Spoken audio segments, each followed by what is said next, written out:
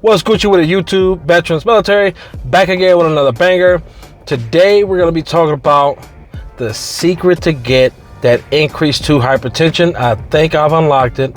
Going through all my research, going through all this stuff, because you know Debo goes balls deep. But today we're talking about information. Hypertension, VA disability claims rise up from 0% to 20, 40, or 60% with this information. As Uncle Ben once said, with great power comes great responsibility. I hope y'all utilize this power in your upcoming or your current VA disability claim. As always, like, share, subscribe to the channel. Comment down below your personal opinion. If you've tried this, if you've actually read the CFR 38, which is okay, but the M21-1 is what I'm talking about, balls deep. Let's get into it.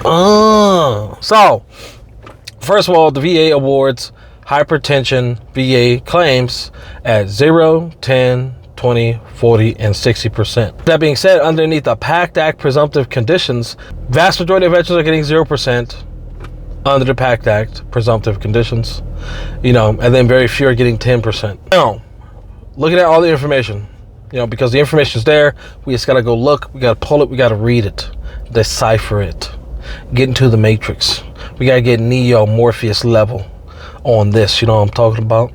And looking into the M21-1, I'm over here reviewing, seeing what the VA is looking for. Now they talk about predominant blood pressure evaluations. Every level of evaluation under the CFR 38 requires consideration of the predominant, most common or prevailing blood pressure. For those of y'all who are filing new VA claims for hypertension, you have to read the CFR 38. You really have to read the M21-1 because the VA is looking for predominant blood pressure readings. VA is only going to look for the evidence vaguely. And then once they do find it, they're going to find the medical evidence that's in their best interest to get you service connected. Not get you 40% for hypertension, not get you 60% for hypertension.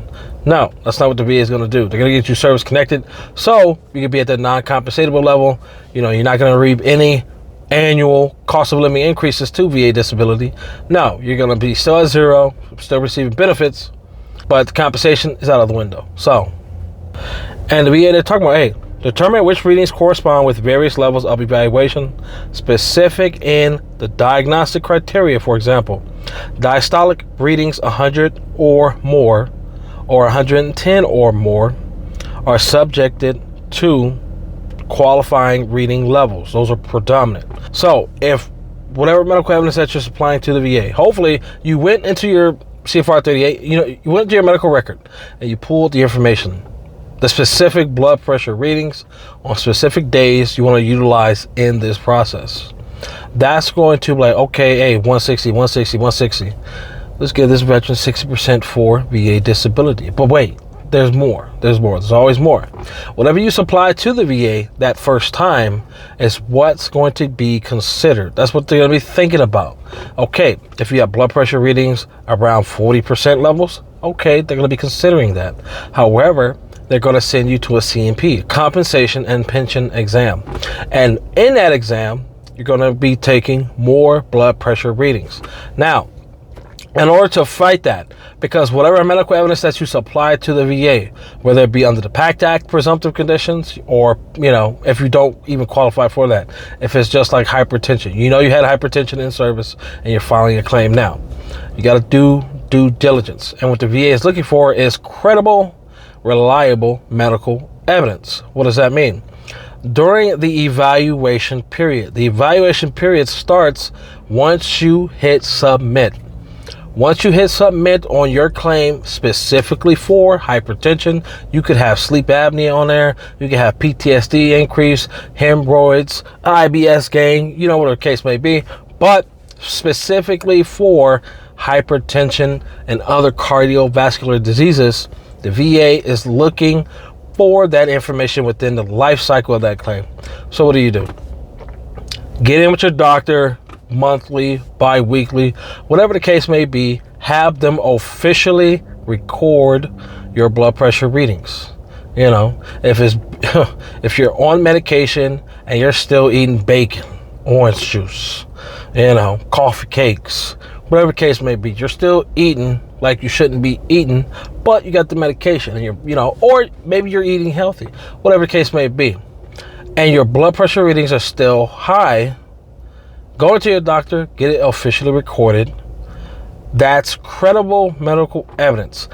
You can't be like he said, she said. You cannot bring in medical literature from, WebMD, Google, because you're not a doctor. You're not credible. But what's credible is you going to your doctor, having them record your blood pressure readings during the evaluation period. Okay, cool. So you took 3 blood pressure readings, and it says it in the M21-1. This is what they're looking for. They'll give you the benefit of the doubt. So going back into this, for an example, there are 6 diastolic measurements from one doctor in the hundreds, from 100 to 109. Okay, cool. In June. And 6 diastolic readings from another doctor in the same month, ranging from 110 to the 119 range in the same month. Now, given this month was the month that the veteran went in for that compensation and pension exam, that first one was from the compensation and pension exam. The second one was from his personal doctor. He went out, he got credible medical evidence had a DBQ filled out, disability benefits questionnaire, possibly an IMO as well. But if you're going to be going in multiple times, it's just recommended. I'm recommending just get a DBQ written down, filled out, not every time, but you want to have that official recording by your doctor.